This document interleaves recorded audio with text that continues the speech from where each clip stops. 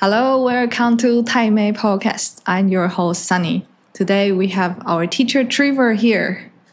Hello. Yeah. Nice to be here. Yeah. I think many people from our library might know you because we've been arranged few activities before. Yeah. Yes. Did a lot of, Xiaoliuqiu and Kending. Have a lot of interaction outside of the local area, but with people that live here. So maybe familiar faces. Hello. Yeah. And you are from Canada, right? Yeah, I am from Canada, and I moved to Taiwan about 20 years ago. Wow. Maybe 18, yeah. And it was originally going to be 1 year, and then 1 year turned to 2 years and 3 years. And so the time that you arrived Taiwan, you really like here? Or I first came to visit a friend, and I had planned just a 1 month stay, and it was all amazing. It was wonderful. We were in Mailiao in Yunlin, and it was such a culture shock, and the temples and the food and everything was quite a wonderful experience.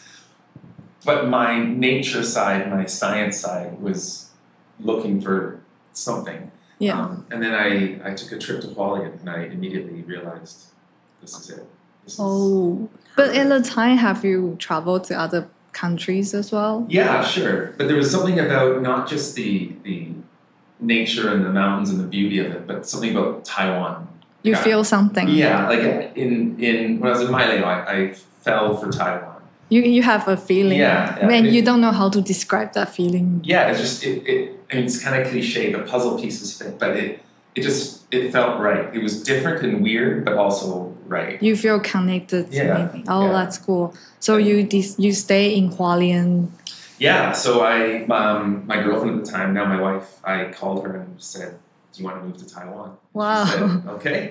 So you both moved from Canada to Hualien. Yeah. So after that trip, I went home and we organized our things and then came back to Taiwan and basically haven't left since. Yeah. Wow. Yeah. So at the beginning, you both have a degree here, study here. Yeah. Originally, so I had my undergraduate and teaching degree from Canada, and then I came here and I did my master's and worked in various educational jobs and science research jobs, and then I'm currently doing my PhD as well. So wow, it's been a very diverse experience, but it's been for me that diversity is what drives me. The different aspects, especially the education and the research combined, is important.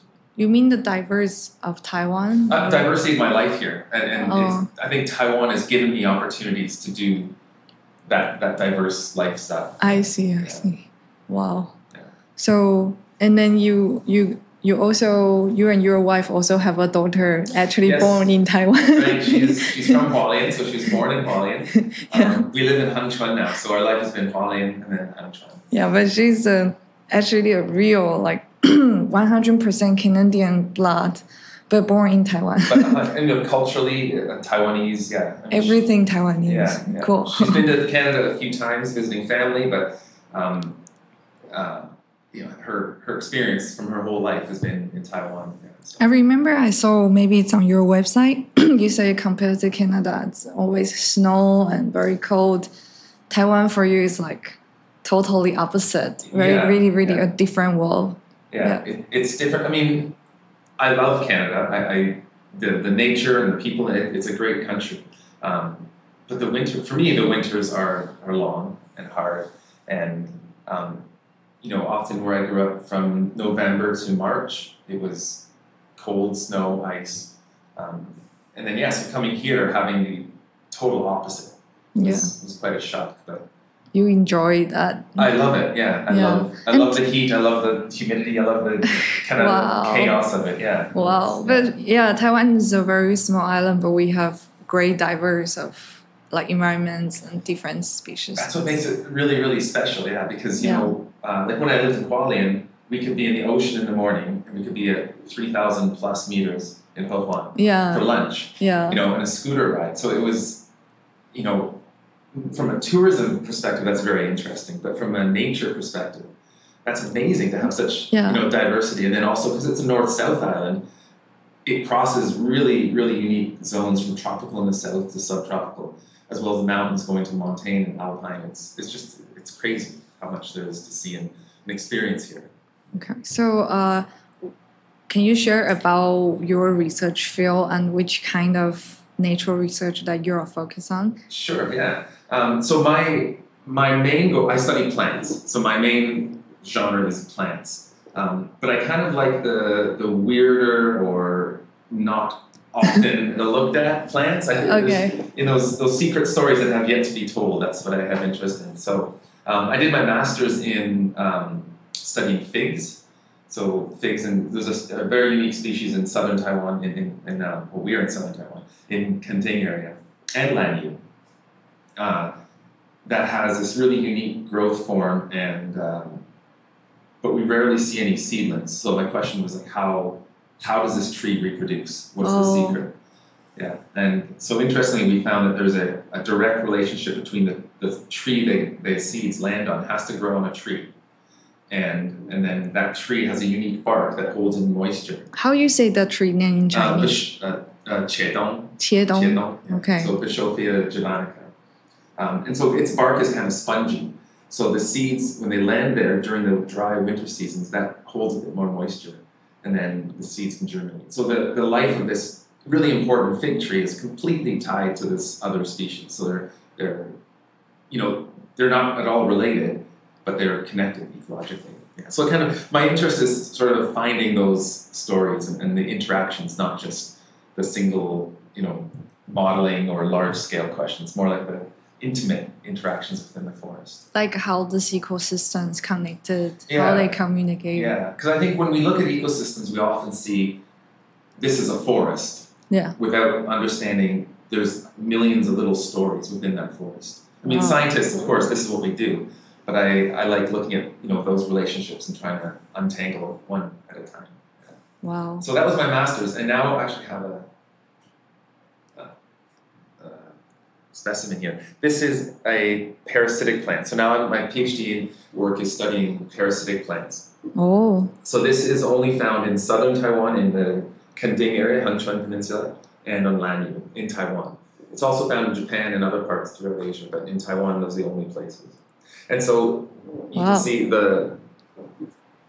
these are the inflorescences, essentially. So this is the female flowers and the seeds up here.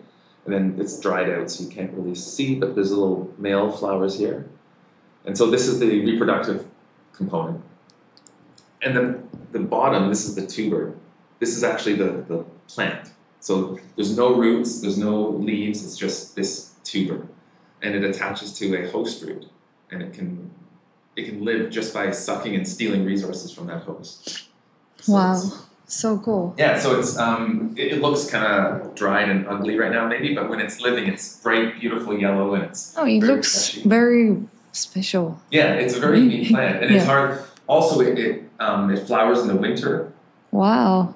So in its Lanyu population, not many people are going there. And tourism's low. So a lot of people don't experience, even if they go visit the areas in southern Taiwan. And it's it's small, so it's under the forest canopy, and it's So now you live in Hengchuan and do research in many fields, like throughout, mostly in southern Taiwan, so the Hengchuan area. Hengchuan, people are familiar with Nanrenshan in Kenting, that area. Yeah. And your wife, I remember you told me she do research about coral reefs, right? Yes, yeah. So she studies broadly the relationship of heat tolerance and how corals respond to heat. In many different levels within the coral, the coral animal themselves, but also the other animals that they co-inhabit with. Yeah. So trying to untangle the climate change questions with coral reefs. This is a very popular topic. It's a hugely important topic, yeah. So the one part is how are they responding? The other part is how can we, some species, some individuals might have higher tolerance or how it might have, ability to withstand the heat. And so trying to understand what... Because my father, he used to study ocean for his master degree. And when I was a child, we went to snorkeling every week. Yeah, so I actually know how beautiful coral reefs looks like when I was a child. And this is really different now because a lot of coral reefs are like highly damaged. Yeah. Yeah. And a lot of the, if you don't have long-term experience with coral reefs, like you were saying, if you just go to a reef now, maybe in like Wanliton, Yeah. it's a very popular reef, people go, oh, it's so beautiful, it's so Yeah. But it's not. Yeah, it's not. It's very, very injured. It's very, very, it's not a healthy coral ecosystem. Yeah. But people see different colors, and even people see bleached coral, and they think, oh, it's so beautiful, such bright white. Like, no, that's dying or dead coral. And I think that might be one of my best part of my childhood, not only in Taiwan, but my father took me to many islands, maybe Indonesian islands and Australia. We went like all over Asia for snorkeling. So when I was really little, I can like swim in the ocean. I'm not afraid of that. And I know how beautiful that is. And so I know the damage. But that's the importance too of the experience. Yes. Not just reading about it in a textbook or in a TV show, but actually having a visual, personal interaction with things. And it's so difficult to see healthy coral reefs.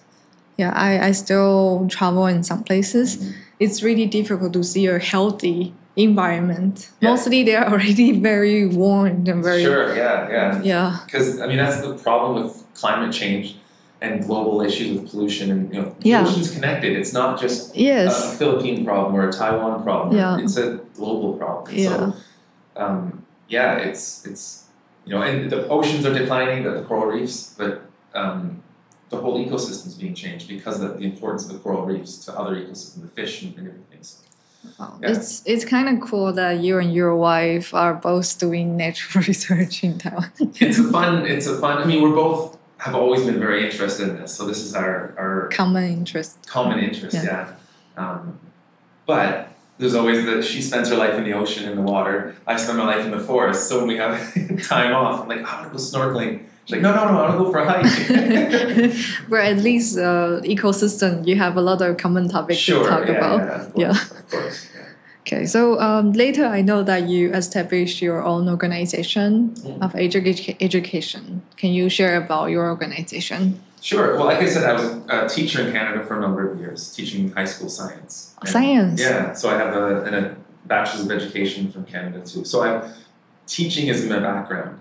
But coming to Taiwan, I realized that, and also in Canada, but here it really struck home that a lot of the education is lacking an experiential component where people don't ever... I noticed people were afraid of nature or saw it as an other, not something they were interacting with all the time. Like something not really related to them. Yeah, like a story they heard about. Like, oh yeah, there's a forest there, but that's there, and this is my life. Also in Canada? Yeah. In the city? And even in the city especially, yeah. But we have, a number of programs where inner city kids are taken into the wilderness or taken to the northern areas where there's still a lot of national parks. I thought Canadians might be more, close to nature. It depends where you live. If you're in a rural area or outside of the city, it's a very, very strong connection to nature. Yeah, but in the city, I think everywhere. It's very easy to be disconnected. Yeah, so I saw this gap and I saw this problem. And so as a scientist and as a teacher, I decided to just try to contribute to Taiwan, help Taiwan do something to actually make a difference. So I started this Taiwan nature education to bring people into nature. We do components where there's classroom work, but I always try and have people outside touching, able to crush leaves and climb trees and get wet and get dirty. So your main focus is to make a lot of people have the real experience in the nature. Yeah, in an educational context. So teaching bilingual courses, so there's an English component. Yeah. Teaching nature, so there's a science and appreciation, understanding of nature. But also just being outside and touching things. Because when you touch and you feel, you can directly understand, So that's what I want to bring. And a lot of this came from experience with students here, like in Checheng. Yeah. I was teaching a nature club for a number of years. In a school? In a school, Okay. yeah. So one course a week. And I asked the students, and now Checheng, for those who, it's very close. We can walk to the ocean in 10 minutes. I asked students, how often do you go snorkeling? And the response was, why would we go snorkeling? And I said, because there's lots of coral reefs. Wow. Like, I didn't know that. It's so close, yet still Wow. their lives were already separated from the ocean. Wow. So just those things. And also inspiration, I was working with geologists. I was guiding geologists in Lanyu. And they were, looking, helping them collect rocks, and I was their translator, but also there to help and stuff. And I was looking at leaves, I was looking at just trees, and I was playing with leaves, and one of the researchers said, "What are you doing?" I said, "I'm trying to identify which two species they are." And they had no idea that leaves of different trees, different species, look different. He's like, "I thought leaves were all the same." Wow. And this is a professor of geology from a university, and not to discredit the person at all. It's just I realized it was a moment where I realized, you're so in your world that this little thing that's obvious to me is not obvious to you. It's stupid. Yeah, and so Okay. and another example, I was having lunch with teachers, and we were eating dragon fruit, and I said, I love this fruit because the fruit is so elaborate and beautiful. It tastes good, but the fruit itself is awesome. And the flower is so big and showy, and it just, when I'm eating the dragon fruit, I think of the beauty of the botanical beauty. And their response was, I don't understand the connection. And it took me a while to realize that they didn't understand that fruit came from a flower. And so these things, again, that were so simple to me, so normal, I step by step realized that, the people, if they're not as into it as I am, they don't understand some of the basic stuff. I see. And so that became sort of the drive to have the program. Yeah, so I do for kids, but also for adults, and there's a lot of interest in different groups. Yeah, I remember we did that a few times. So parents with kids, and then we would set up a location, maybe this mountain or this trail, and then you will share a lot of stories in English and Chinese, bilingual, and and I think people really enjoy that. There, It seems to be. I mean, I hope they enjoy it. That's my goal, to make it fun, and that's also an important part. Having enjoyment, not just memorize these species names. So I often say to people, don't worry about their names. Don't worry about the technical stuff. Just understand how things interact. Understand the differences. Yeah, I remember we went, for example, to Xiaoliuqiu that time, and we walk on different locations, and it's so beautiful. Even only the environment, you will feel like, it's so beautiful, and then you share a lot of really interesting story. Also, how to make it very interesting. Your tone and the way you say the story is very children. They can focus on it, and you ask them questions, and very fun. And that's important for having an engaging, to make people want to pay attention to you. Yeah, trying to be engaging. So I try. I'm glad to hear that. It's useful, very. I can see kids that they are quite focused on that.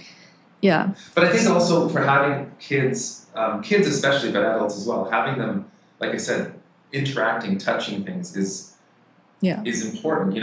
I can say this fruit is light, but the second you grab it, that's weird. Yeah. Yeah. It makes sense that it floats, and you can have more of an intimate understanding by experiencing it. Yeah, and your program's quite popular. Yeah, but you are very busy, so it's hard to arrange. It was interesting when I first started. I had the idea and the passion and the goals, but I didn't know if people would actually be interested.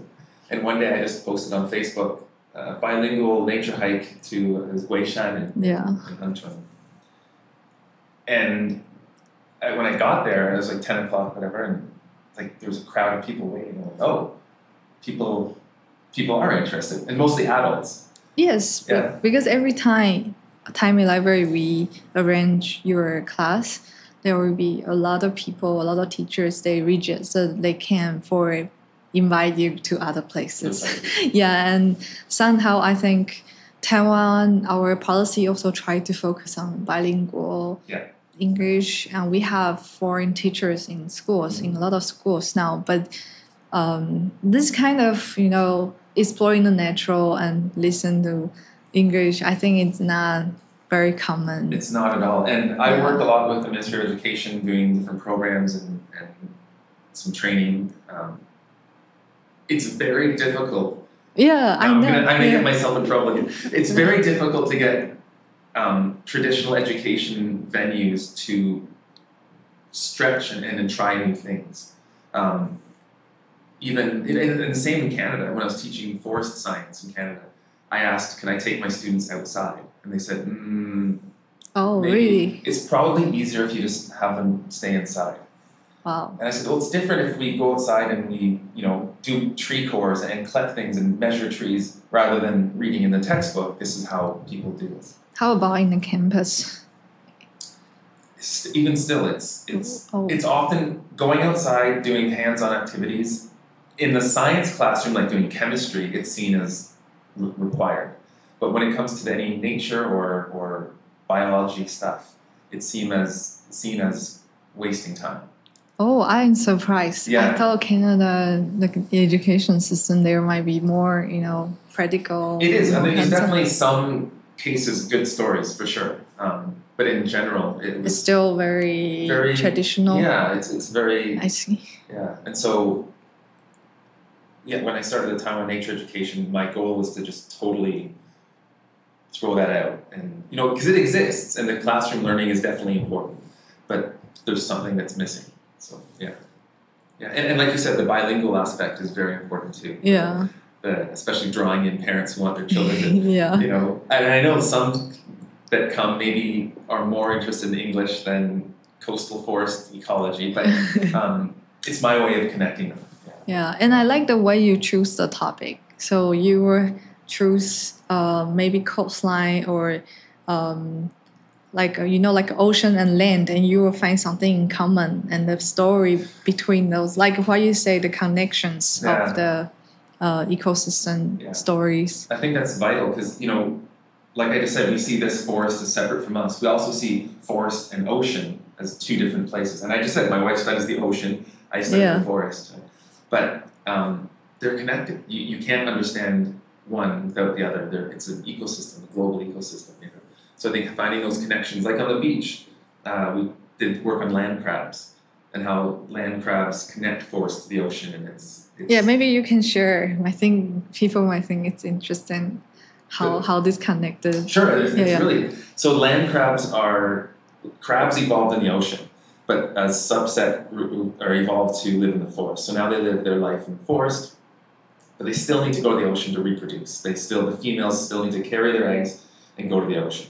And their eggs develop there, and when the eggs reach a juvenile phase, they come back to the forest. So there's this forest to ocean connection back and forth. Yeah.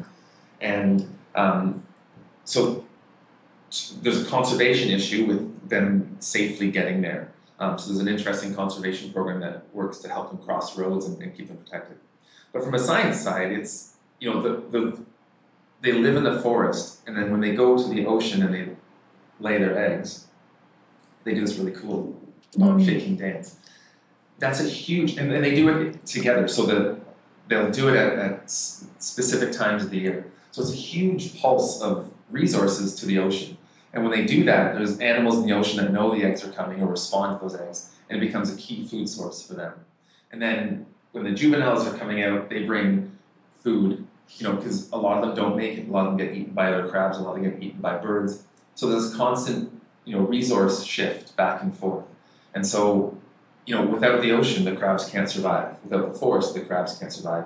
And those two, the coastal ecosystem is, very intimately connected between those two. The ecosystems are connected by the crabs, rather. So it's a really perfect example of how forests talk to the ocean, the oceans talk to the forest. It's a little bit interesting because yesterday I had a recording a podcast episode with Dr. Ocean, Dr. C. I don't know if you remember him, but last time we arranged a land crab event with natural photography. Yes, So that day we have parents and kids. We drove to Hengchun and had a 1 hour class by Dr. C talk about natural photography and 1 hour by you share about land crabs. And then we drove to the location to really see the land crabs crossing the street and also take pictures. Also after that, we collect kids their writing and their pictures to create a very small exhibition in the library. So I think at the time I released this episode, the previous one would be Dr. C. That's perfect. Side by side. Yeah. But it's a really interesting ecological system, and I think it's like I said, it's a perfect example of how you can't. Like I, as a plant ecologist, can't understand the forest if I don't understand what the ocean is giving to the forest. So what do you think is the importance of bringing more people to have the real experience with nature? What do you think? Why it's so important? I think for people to care, they have to understand. Okay. And you can't understand unless you have an intimate personal connection. Like real feeling. Like I remember seeing this crab is way more important than I read about it in the newspaper, or I read about it in a magazine, or the news reporters telling me to care about this. Yeah. Having an intimate personal connection is very important. So maybe if a child watched the land crab by him or herself, and in the future, by any chance, he or her will try to protect more. Yeah, and also when you hear stories of other situations, you have more of an awareness of, oh yeah, I understand how humans can impact this. Okay. I now may care more or have an awareness of it. Yeah, I think that's the importance of experiential education, not just understanding the biology or ecology or the science of it. Like a knowledge at school. Yeah. It's about creating empathy and creating the ability to care, because like we said, Taiwan's a beautiful place, but Taiwan's running out of natural ecosystems fast. And it's like you said, the coral reefs, but if we look around on the way here, everything looked green, but it's not a natural forest ecosystem. The lowland forests are pretty much cut. Really? Yeah, it's secondary forest or agricultural land, or it's so the trees might be there, but the ecosystem isn't. So what is the most serious problem that hurting Taiwan's ecosystem now? Many. I think the deforestation issue has been because we've stopped cutting trees. So I think the forests we see now are largely, I hope, going to stay the way they are or grow larger. But I think pollution is a huge issue. Pollution like air, industrial. Yeah, I think the chemical pollution. But for coral reefs, but if you spend a lot of time in the water,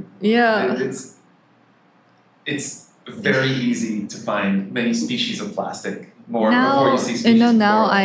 Now because my mother passed away last year, so now I am the CEO of this organization, and I also need to find direction, find things that I wanted to focus on. I just feel like wow, it's actually a super serious problem of the plastic usage. And the hormone that really hurts children, all the toys, even the food package, it's so serious. And people are not really, I think people know it, but we are not I don't know, I'm trying to see what I can do, but I feel like we all know it's a problem, but we are not really trying to avoid that. I think there's different levels of knowing it's a problem. One is, I heard plastic pollution is bad for the ocean. Yeah. The second one is, going to Xiaoliuqiu for a vacation and having it ruined because you're swimming in the plastic. Like, that was horrible. I wasted my time and money to come here. And okay, now that's the learning point. That's where you need to realize, and this happened to me years ago. I was swimming and I was saddened by it, but then I got angry. I was like, why? Humans are. My answer was humans. People are. And then I realized this is a paper cup that I use. This is a plastic bottle I also use. Yeah. It's not just them. It has to be brought into us. It's me as well. Yeah. But I think going back to Taiwan, I think a large problem is human encroachment and just pushing nature and wildlife further away. if you look at a map of lots of areas of Taiwan that appear natural, there's lots of roads everywhere, and those roads bring invasive species. Those roads bring people, give access for people hunting and poaching different animals.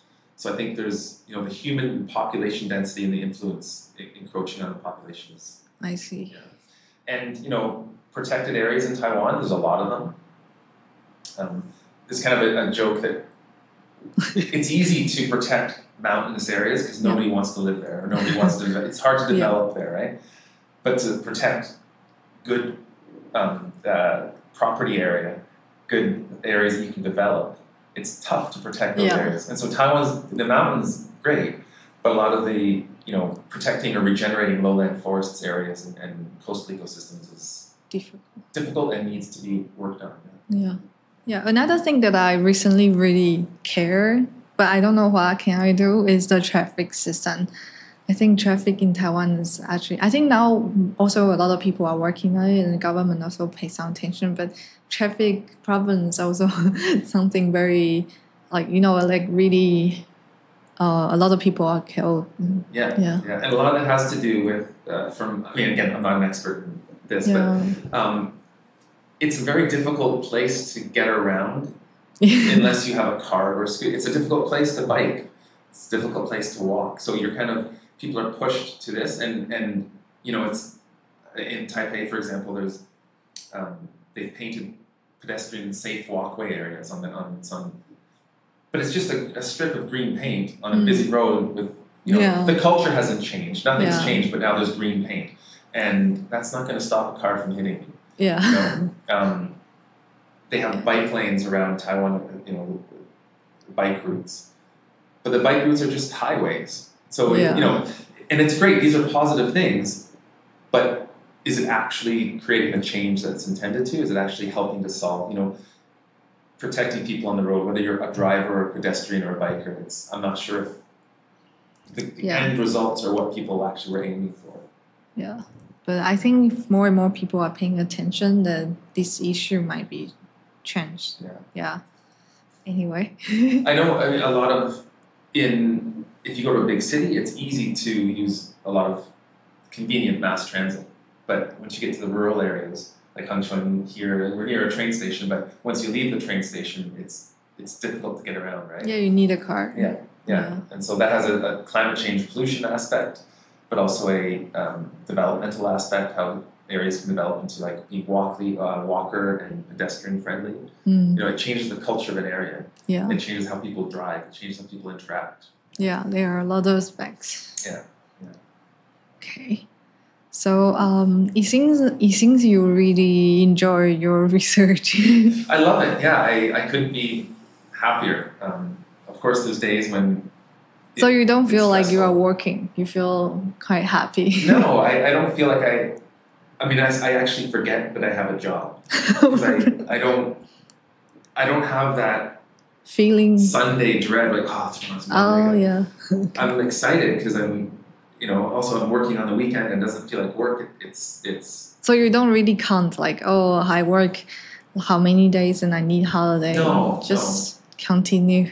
Especially to study this little critter, I have to spend, from November till maybe February, almost every day I'm in the forest. Wow. Either doing surveys, measuring this, collecting this, or sometimes I spend all night in the forest, and every hour I just observe who's eating it, who's pollinating it, But when it's done, I wake up and I leave the forest at maybe 9 in the morning after spending 24, 36 hours there. And I go to Hangzhou and I get a coffee and I just turn around and come back. And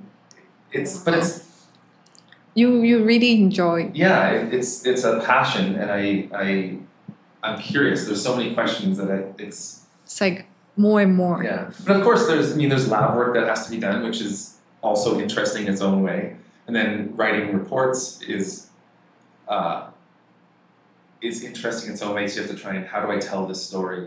So there's all the different components are unique but interesting in their own way. Yeah, I think I met a lot of brilliant people. Like they are very outstanding on their work, and mostly they are like this. They don't feel like they are working. They just so enjoy and so much fun. Yeah, I mean, like I said, there are days where it's like I need to, stress for sure. Yeah, but also if you like, okay, there are like some bitterness, some difficult part, but once you continue, you can see the fruit, like you can see the sweetness. And then there's a goal that you're, and it's often or almost always curiosity driven. So you're at least in the plant world, you're always trying to figure out who's doing what's this connection, how are things connected, what strings. So when did you find out that you are so interested about plants? It was actually Taiwan that really. Not in Canada. If I look back, I can piece together the story of how I always knew I was a plant biologist. I started in earth science studying glaciers, and I'm still fascinated with polar ecology and glaciers and the link to climate change. It's still utterly fascinating to me. But I had a chance to go to the Arctic, almost to the North Pole, to study glaciers for a field season with a professor. And so we're out on the glaciers, digging ice all the time.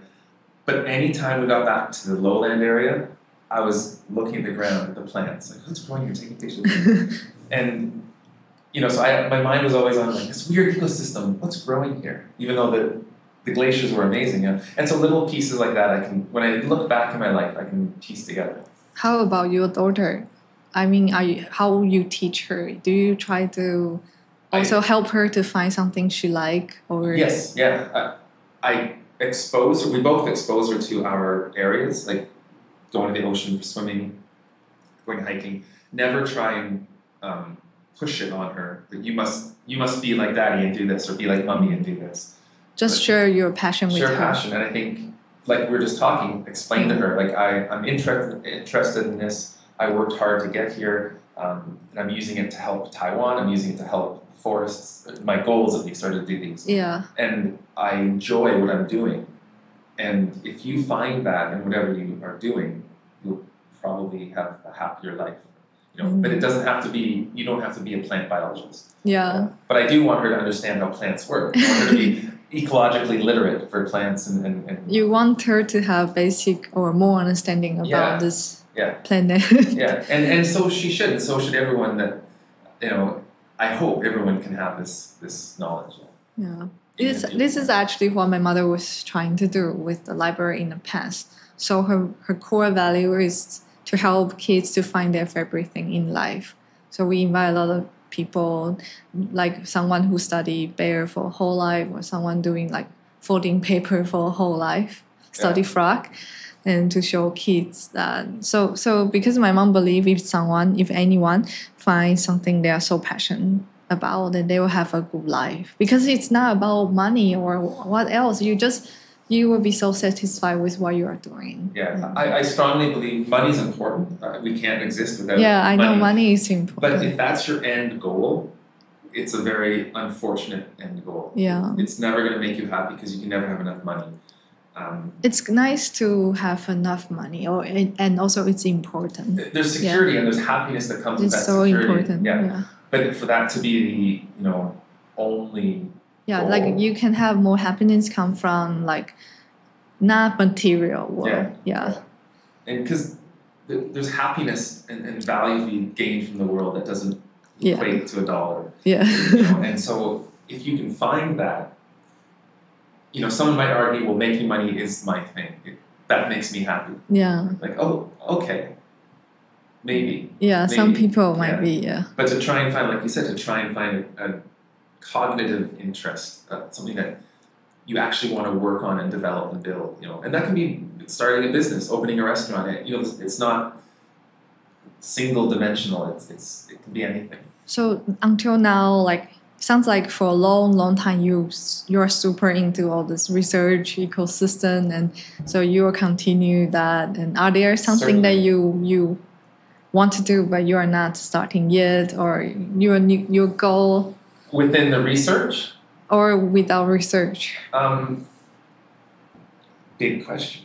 I think I want to grow Taiwan nature education, and again, not as a business venture, a money-making venture, but as a self-sustaining program that can be of value to Taiwan. Maybe you need to train some teachers.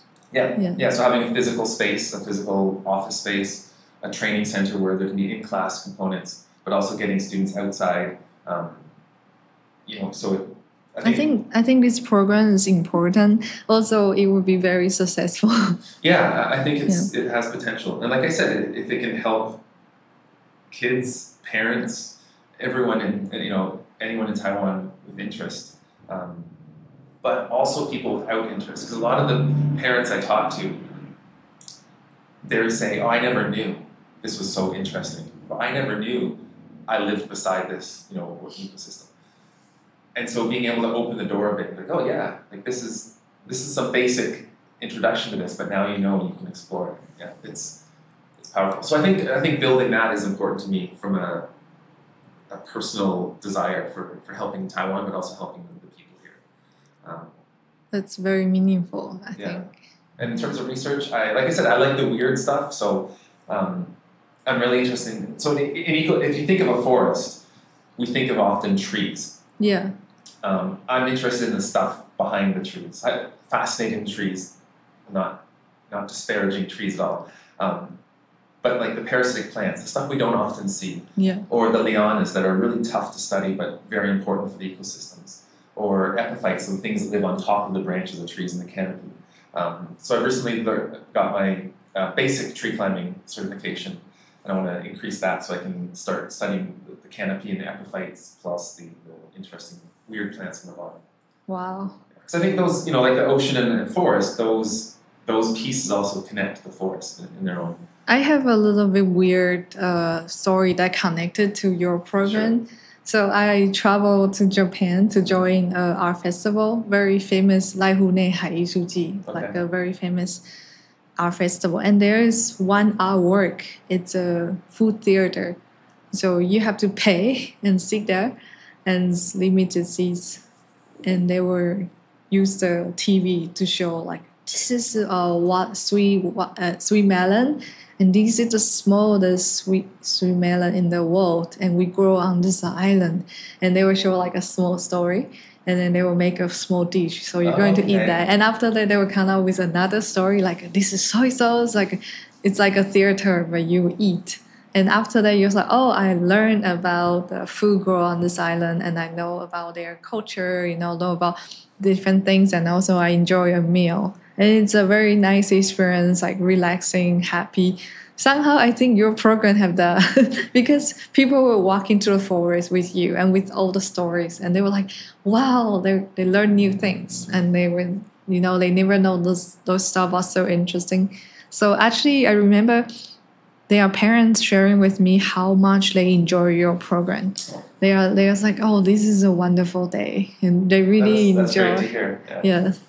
I mean, I hope, because if it is happy, or if the responses are happy plus interesting, I think for me that's the end So they are game. like a knowledge and like a body, your body, your mind enjoy a really beautiful environment and you learn new things and having good time with the kids. And there's kind of two different perspectives. One is like, I view it as opening a door. Like you see the forest, but then like, no, let's learn a few things and open the door. You can see the real forest and all the smaller scale things and the interaction of that. I think that's when people's minds like, oh, cool. Yeah, but you are so busy. I don't know if you have time to do like more training. Or Sure, of course. There's always time. You need to arrange. There's always time. I think it's at the end of the day, the week, the month, the year, the career.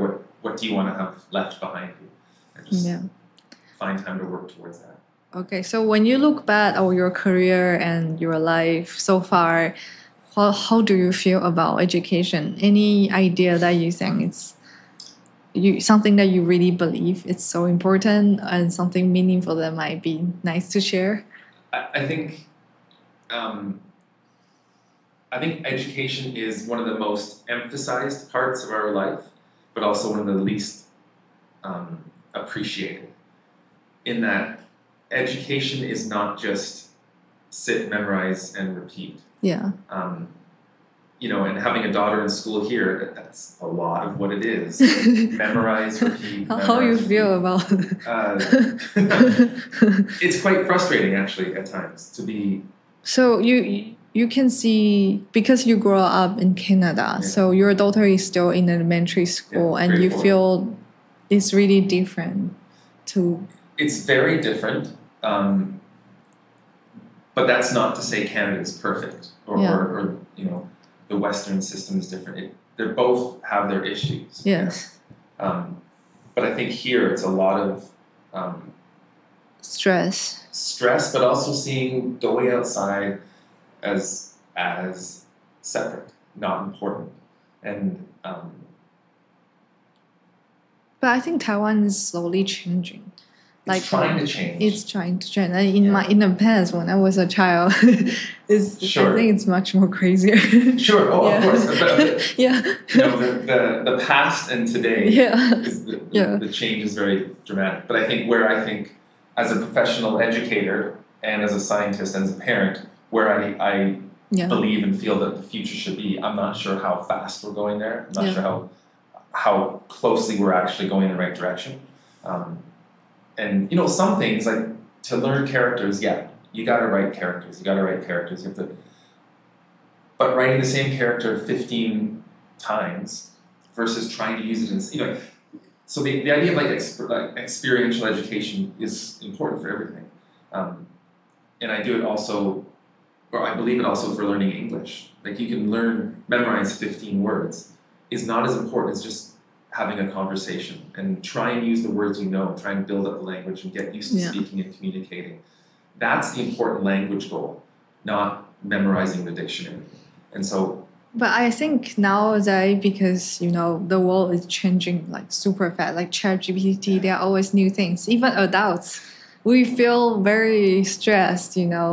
It's like every day there are new things coming up, and a lot of things that we believe are not true anymore. Sure. And so I think also school is the same. I think a lot of people, teacher, parents, they also notice that, what to do with school, because everything that school is doing might be not on the right, you know, it might be not... outdated. Outdated very quickly. So, I mean, I remember when I was teaching a student, my computer class was learning to keyboard. So like AHF, AHF, AHF, AHF, and I'd print it, give it to my teacher, and she'd check it, and I'd do that. And now it's just considered, I mean, it's not a necessary skill because everyone can do it. You know, so the development and change of skills like that, I think, can become outdated. But core things like, you know, from a science perspective, the scientific method is just a philosophical structure of how you answer questions, whether it's about how trees grow or social interactions too. It's about how do I try and approach and solve this problem. And so that will never grow old. We're not going to grow out of the scientific method. We're not going to grow out of philosophy and using history as ways to predict and understand the future. Those types of things will never, you know, so like the structure of how we think about things will never grow old. But yeah, things... I really like what you said. You say you think education is something that it's very important, but we are not appreciate that a lot, because you say education is not just about school, but it actually about a lot of things, about how you see your life, how you manage your daily life, right?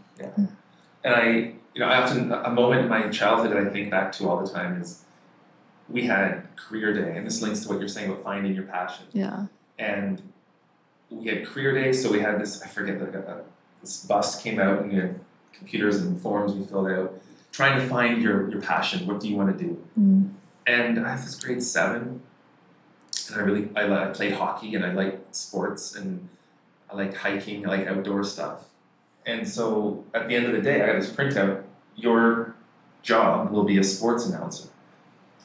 And I felt so upset, because I was like, no, that's not what I want to do. But I felt like, oh no, the school just told me this is my job.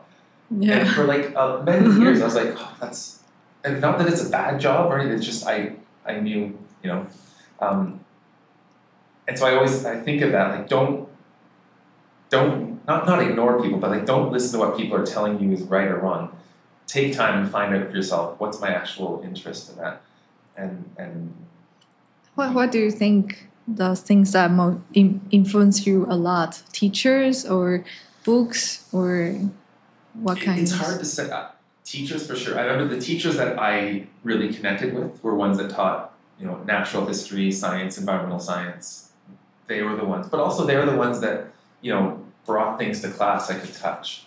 Took me out in the forest and we planted trees, and it was very immersive education, and so I connected with those. But also, growing up in a rural area, I was around trees all the time. I was around. It was easy for me to just be outside and get used to being in nature and seeing things, seeing seasons change, understanding it. And so that's also like an experiential component. I wasn't keeping track of what trees were, fruiting and flowering. It was natural. Yeah. And from a library perspective, when I was in it started maybe grade 7. If I had free time, I'd sneak in the library and just look at. It was either books about polar, glaciers or polar explorers, or adventures in the Amazon, and I was interested in like the way they describe trees, or the way they describe the weather, like imagining what would it be like to be like climbing a liana in the middle of this humid, trying to. Even in grade 7, I was interested in these like nature-based worlds, while also liking music and playing hockey and being a kid.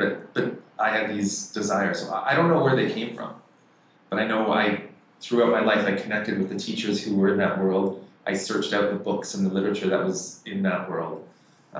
Even like I got in grade 8, I got really into poetry, and the poets that were writing about nature had nature components. I just started reading that style, and so I can't say which came first, who caused this to happen, but it was definitely part of my life. Yeah. So maybe you can share more about your ideas of education and also how you educate your daughter. So a lot of I'm going to sound boring here, but the experiential aspect. The hands-on, but not like go to the forest and collect 12 leaves, just, and I think this goes to your question about what's missing in education is we're always looking for direct learning outcomes rather than long-term learning outcomes. Oh, yeah. And, and I even sometimes I do teacher training, and they're like, what's your target vocabulary? I'm like, there isn't any. That's a good way to teach, but that's not the necessarily best way or only way. Yeah. And so I try and I take my daughter hiking, but it's not about getting to the mountain peak and we climb this mountain and done. It's just let's spend the afternoon in nature. Yeah, actually, education is a thing that you cannot expect the result in maybe decades. No, it's not. And even things like at night we have little homework, like I help with her homework, but we also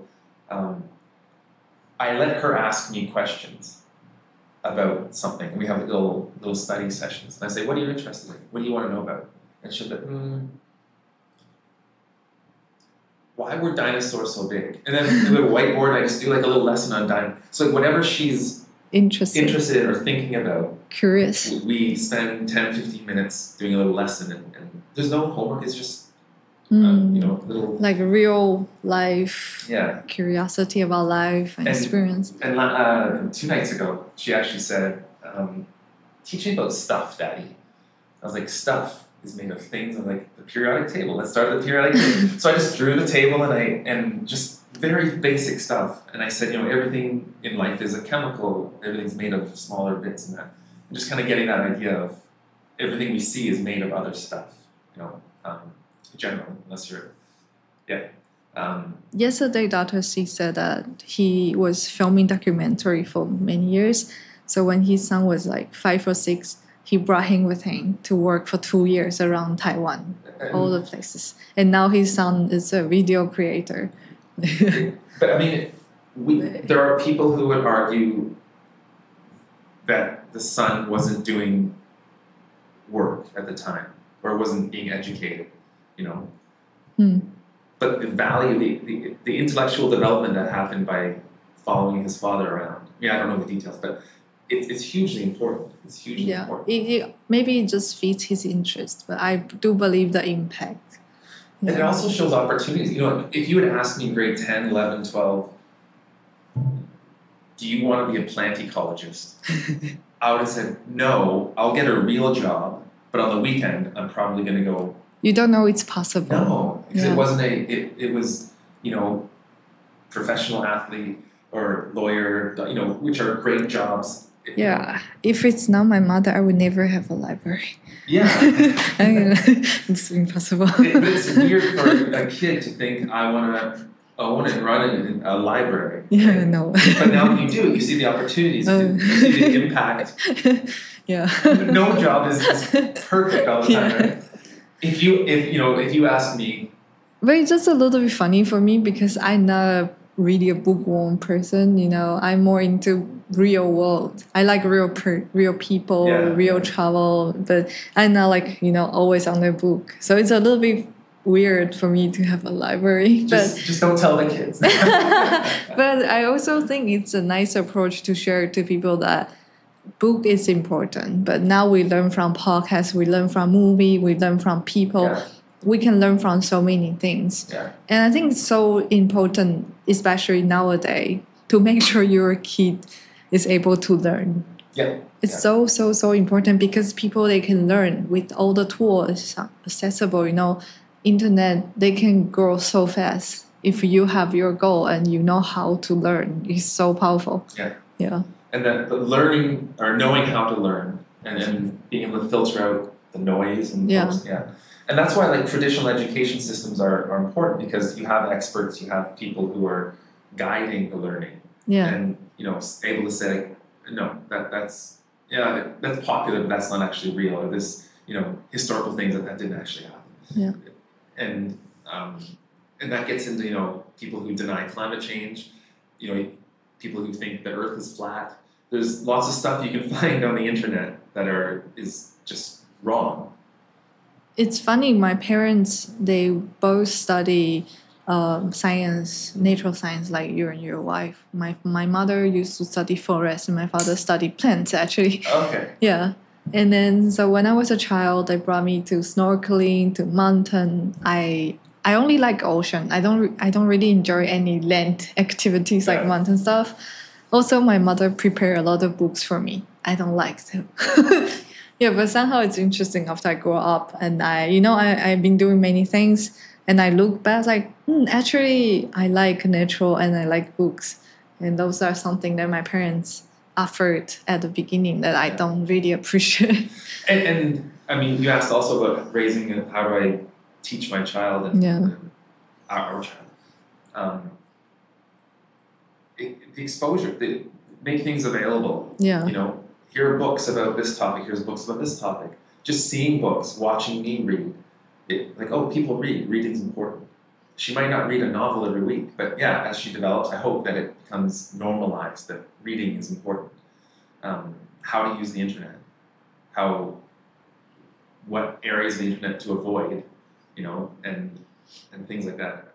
Like you said, it's all about learning how to learn and creating a scheme or a structure that you can take throughout your life. Yeah. I remember my mother told me a research about what kind of child they would study at home. They would read books, and they found out if their parents are reading. So actually it's very influential that kids will copy your behaviors. Yeah, so I always feel like it's a little bit not fair when parents are not doing something, but they want their kids to do it. Yeah. Or, you know, parents sitting and watching TV, but it's like, go study. Outside, go study. Like, well, but I'm just going to grow up and sit on the couch and watch TV. Why don't you study? It's not fair. Yeah, it's not fair. And the kids are right, you know. Yeah. As a parent, as an adult, I understand the importance of downtime and relaxing and but yeah, modeling behaviors is, you know, even as a teacher in the classroom, we model behaviors, we model how we want the kids to interact. And, you know, as a teacher, I would often say when I was teaching in Canada, I watched a documentary this weekend, rather than when I was watching TV. Because I want I wanted to kind of normalize documentaries as an intellectual use of TV, not just channel surfing, you know? Yeah. And so like just little things where I read a book or I talk about books I read or something and just trying to normalize. Now I was teaching high school kids, so maybe it was a bit late to get them, you know, but just trying to present that I'm an adult, this is how I live my life. You know, oh, even like things like, oh, I went for a run this weekend, a healthy living, you know, and just all these things. If you model the proper way or the way you want to teach people, it's way more effective than you know, eating, you know, a chocolate bar and like eat your vegetables. Well, why do you get to? Yeah, but I always feel human lives are always so mysterious. Yeah. It's hard to like you cannot explain why you love nature. Why you love nature so much is you cannot explain that. And I have one friend, he's from a very normal family. His parents are not like super knowledgeable or something, like very normal family. And also he didn't pay much attention on books or school at all. And his parents are okay. But one day around maybe 11 or 12, he found a science magazine. And he says, it's so cool. And then since that time, he paid a lot of attention to study physics. And he also get to Stanford to work. Oh, wow. Yeah, it's like, I don't know, like... but it's always something... What you said, it's hard to say.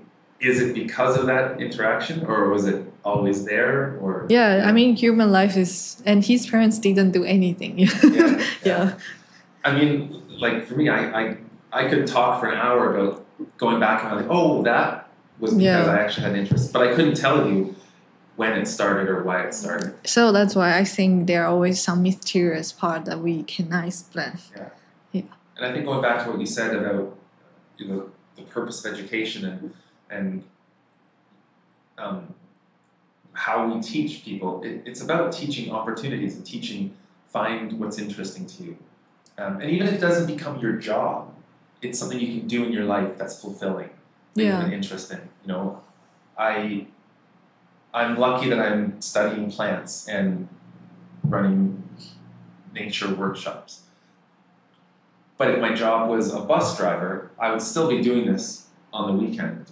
I think somehow, no matter what you are doing, I somehow feel it's important for anyone to refresh yourself from time to time. Like your curiosity about this, and then you have answer, then you refresh. You know, you update yourself. So if I not focus on anything, but I like climbing mountain, that also refresh myself from time to time. And I think we need that.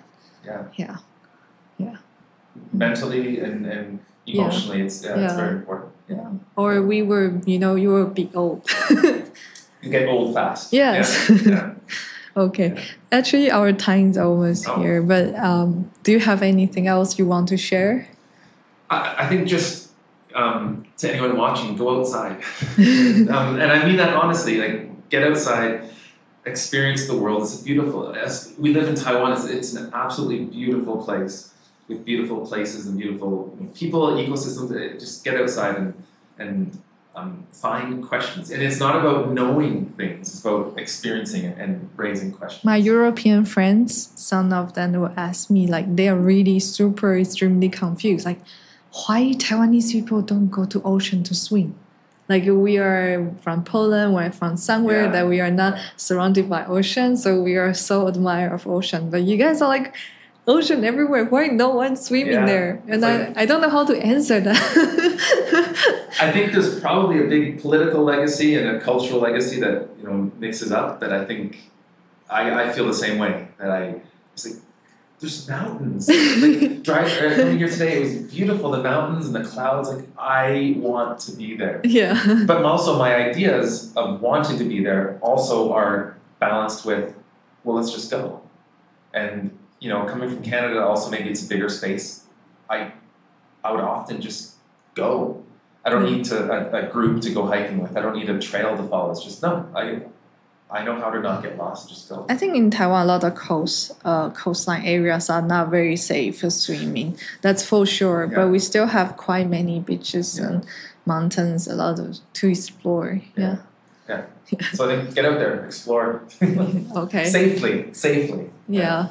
Yeah, my favorite, I like to swim in rivers. Pingdong, we have a lot of rivers. Yeah, it's much more easier compared to ocean. You get very, ocean's salty and you got very sticky. But river is very comfortable. Just also be careful.